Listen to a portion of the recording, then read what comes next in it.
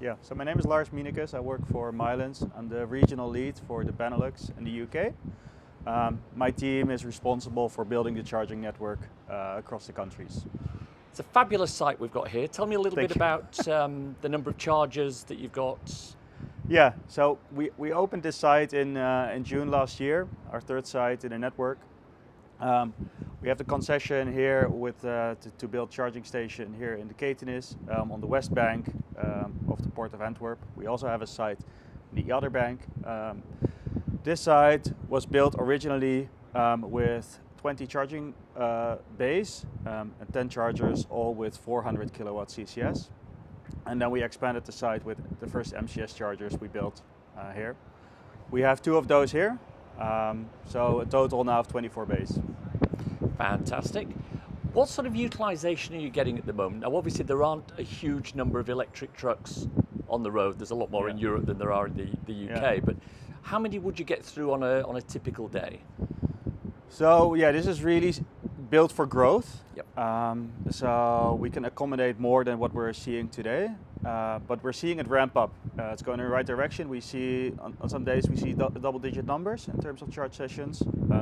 Typically happening in the early morning, late afternoon, when we would expect also the charging sessions to happen, really with the required stops. Yeah, and the growth's there, so that's good. Good. And in terms of the actual energy that you're sending out to vehicles, what sort of value would you put on that? How many kilowatt hours, megawatt hours in a day or a week, for example?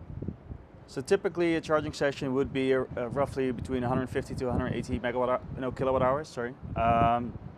So yeah, if we look at that, double-digit numbers, and then on a weekly basis, we're getting to reasonable numbers. Okay.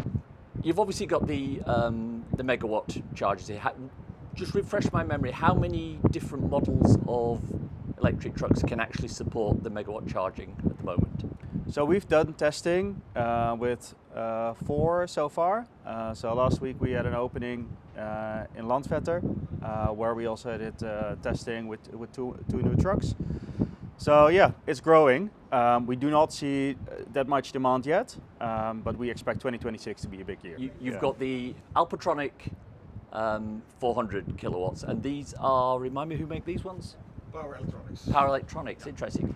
Why go for those as hardware? Because we've now got, I saw there's Kempower, I've now got the MCS chargers, Alpatronic have got MCS as well. Was there a reason you went for this particular brand of hardware for MCS?